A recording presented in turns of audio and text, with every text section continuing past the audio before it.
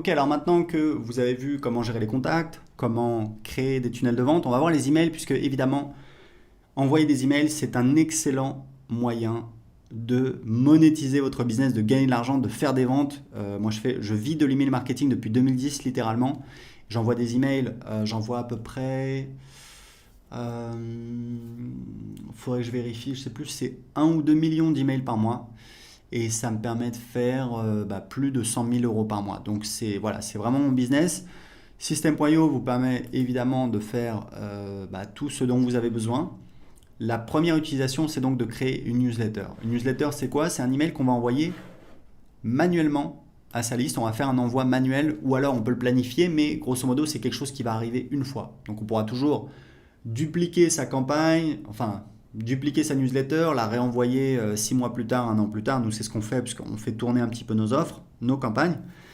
Mais en attendant, ça vous permet d'envoyer un email très rapidement. Donc voilà, on va mettre.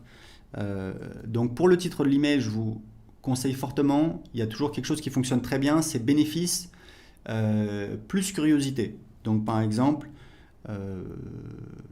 la méthode agir pour investir dans l'immobilier. Voilà, donc investir dans l'immobilier, c'est un bénéfice. La méthode agir, qu'est-ce que c'est? Il faut cliquer pour voir. Donc ça peut être pas mal. Donc par défaut ici, vous avez donc le nom. Donc ça, il faut que j'aille dans ici, donc paramètres des emails pour paramétrer le nom de l'expéditeur. Donc je vais mettre par exemple. Alors ici, très important, vous avez une clé d'API SendGrid. C'est totalement optionnel. C'est si vous voulez utiliser, donc c'est écrit ici, voilà, vous pouvez voir comment générer une clé d'API SendGrid en cliquant ici. Donc ça, c'est totalement optionnel puisque vous pouvez très bien vous en passer. Donc ici, ça va être l'adresse électronique utilisée par défaut, nom de l'expéditeur des emails, donc moi je vais mettre Aurélien Amaker, le pied de page par défaut, voilà, je vais laisser comme ça, je vais enregistrer, voilà. Alors ici, très important, vous ne pouvez pas utiliser une adresse Gmail car Gmail en fait, si vous envoyez des emails avec Gmail, très rapidement vos emails vont tomber dans les spams. Les gens qui sont sur Gmail vont voir un gros avertissement. Pourquoi? Parce que Gmail considère que il ne peut pas vérifier que l'email a bien été envoyé par vous, puisque ça pourrait être un spammer qui utilise votre adresse Gmail pour envoyer des emails. Et comme les emails de votre newsletter ont été envoyés par nos serveurs, et pas par les serveurs de Gmail, donc Gmail ne peut pas s'assurer. Donc on a récemment interdit le fait d'utiliser une adresse Gmail. Donc ce que vous pouvez faire, c'est tout simplement, ce qu'on vous recommande de faire, c'est très simple, vous allez sur OVH, je vous mettrai le lien, vous pouvez prendre un nom de domaine et avoir une adresse email, ça vous coûte quelques euros par an, je crois que ça commence à 2 euros et ça va jusqu'à 7 ou 8 euros, donc c'est vraiment rien du tout et ça vous permet de professionnaliser votre business, d'être plus crédible en ayant votre propre nom de domaine. Donc je vais retourner dans les newsletters, donc créer une newsletter, voilà, donc le titre, etc. Ici vous mettez le corps de l'email, ici vous sélectionnez les contacts à qui vous voulez envoyer cet email. Ici, vous pouvez avoir un filtre, par exemple, si vous avez une séquence automatique que vous envoyez aux nouveaux inscrits et que vous ne voulez pas envoyer aux gens qui sont encore dans cette séquence automatique, vous pouvez filtrer, vous pouvez dire voilà, je vais envoyer uniquement aux gens qui sont inscrits depuis plus de 14 jours, par exemple. Ici, vous pouvez ajouter une pièce jointe. Ici, vous pouvez exclure des tags. Donc, vous voyez, automatiquement, ça va désélectionner ici. Donc ça veut dire que je vais envoyer à tous les tags, à tous les contacts qui ont le tag prospect YouTube, moins les tags qui ont le prospect YouTube et qui ont aussi moins les contacts qui ont le tag prospect YouTube et qui ont aussi le tag contact. Ici, vous pouvez utiliser des variables de substitution. C'est par exemple si vous avez demandé au moment de l'inscription le prénom, le nom de famille, le numéro de téléphone, vous pouvez utiliser ici une variable qui sera donc remplacée par le numéro de téléphone, dans ce cas-là, de la personne. Alors très important pour l'instant, on n'a pas encore, on a un éditeur d'email qui est assez limité, qui est assez simple. Très important, plusieurs choses à dire là-dessus. Premièrement, on va bientôt ajouter un éditeur, ce sera peut-être le cas si vous voyez cette vidéo dans le futur, un éditeur plus avancé, avec plus de possibilités pour faire des emails plus graphiques. Mais deux choses importantes à savoir, c'est que premièrement, toutes les études montrent que les emails simples convertissent mieux. Pourquoi? Parce que ça a moins l'air commercial, on a l'impression que c'est plutôt un copain qui nous écrit. Et deuxième chose, n'oubliez pas que moi je vis de l'email marketing depuis 2010. Tous mes emails, j'utilise, voilà, ça sert à rien d'avoir une belle présentation, etc. Je sais qu'il y a des gens qui y tiennent, c'est pour ça qu'on va le faire, mais juste pour vous dire que vous pouvez très bien commencer à vendre et vendre avec uniquement un éditeur très simple comme celui-là. Donc voilà, donc ça c'est pour les newsletters, vous enregistrez. Ici on va mettre le titre. Et ensuite on va pouvoir passer à l'étape suivante et on va pouvoir soit envoyer l'email tout de suite, soit planifier un moment, une heure dans le futur à laquelle on va vouloir faire partir l'email. Typiquement, moi je vous conseille, en tout cas je peux vous dire que ça dépend de votre cible. Si votre cible sont des professionnels, c'est une cible que je connais moins. Ma cible, ce sont pour les 2/3 des particuliers et pour 1/3 des toutes petites entreprises.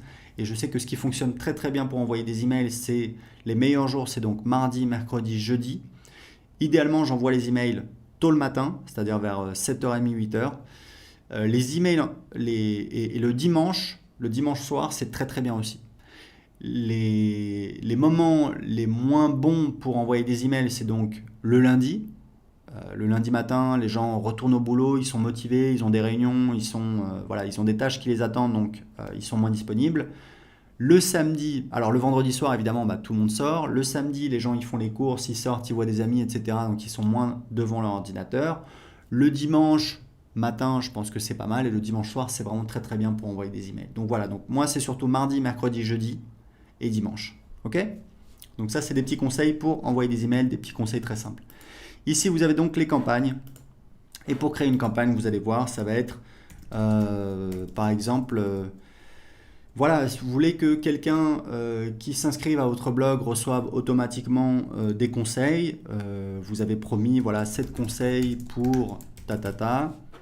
Alors ici, la description, c'est pas très important, on l'utilise plus, vous pouvez mettre ce que vous voulez. Donc, on a la confirmation, la campagne a été créée avec succès, donc on va cliquer sur... Donc là, on a la campagne, on va cliquer et là, on voit les emails de la campagne. Donc, on va créer la première étape. Donc, pareil, ça va être un email. Ici, on va dire quel est le délai entre cet email et le précédent. Placé après cet email, donc on va laisser comme ça. Et c'est ça qui nous permet tout simplement de réordonner les emails. Alors, je ne peux pas enregistrer parce que j'utilise une adresse Gmail. Il faudrait que j'utilise une adresse avec un nom de domaine. J'en ai, mais pas sous la main. En tout cas, ici, vous allez voir vos emails que vous allez pouvoir créer. Et ici, vous avez donc une remarque, c'est assez intéressant, c'est-à-dire que moi, quand je crée des séquences, et j'ai des séquences dans tous mes business, je mets toujours en place des séquences qui vendent en automatique. C'est des séquences qui durent en général 1 semaine à 2 semaines, parfois un petit peu plus, mais en général, voilà, c'est 1 semaine à 2 semaines. Je vais envoyer des emails. Au début, ça va être plutôt, ça va être des emails assez soft. On va envoyer du contenu, on va répondre à des objections. On va répondre à des questions fréquemment posées, on va envoyer des témoignages, on va peut-être ajouter des bonus. Et puis, au fur et à mesure qu'on approche de la date limite, je vais commencer à mettre un petit peu plus la pression en disant voilà, on arrive bientôt à la fin de la date limite pour profiter du bonus, inscrivez-vous maintenant, etc., etc. Donc, ce que je vous conseille, puisque c'est pareil, ça fait des années que je fais ça, si vous voulez mettre en place une séquence de vente d'emails en automatique, faites simple.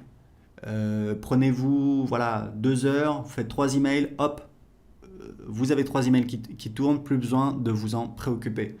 Vous pouvez faire 5 emails, 7 emails, 10 emails, c'est pas très important. Ce qui est important, c'est vraiment de ne pas essayer de faire parfait, d'avoir quelque chose qui est présent, d'avoir une petite séquence qui tourne et qui va travailler pour vous, puisque vous allez voir que vous allez voir le nombre de contacts à cette étape, vous allez voir le nombre de contacts qui sont en train d'avancer comme ça. Vous allez voir les statistiques et puis ici vous avez un champ remarque qui est assez utile où en fait moi je note quel est le but de cet email. Donc ça va être témoignage, annonce bonus, répondre aux objections, etc., etc., etc. Donc ici vous allez ajouter les emails de vos campagnes. Donc vous voyez, c'est très simple. Vous pouvez soit envoyer des newsletters, donc c'est des envois manuels qui sont réalisés une fois, même si vous pouvez ensuite dupliquer vos newsletters pour les renvoyer peut-être 6 mois plus tard. Vous avez également accès à des statistiques détaillées sur quelles sont les personnes qui ont ouvert l'email, quelles sont les personnes qui ont cliqué sur l'email, quelles sont les personnes qui ont cliqué sur spam. C'est très important parce que ces personnes-là, il va falloir, ce que je vous conseille, c'est de supprimer ces personnes-là, parce que c'est des personnes qui apparemment ne veulent pas recevoir vos emails. Et que si vous avez trop de personnes qui cliquent, enfin qui notent votre email comme spam, ça va nuire à votre délivrabilité. Donc c'est très important pour vous d'essayer d'éviter ça. Et ici vous avez les campagnes et ici vous avez les statistiques. Donc c'est tout pour les emails avec System.io.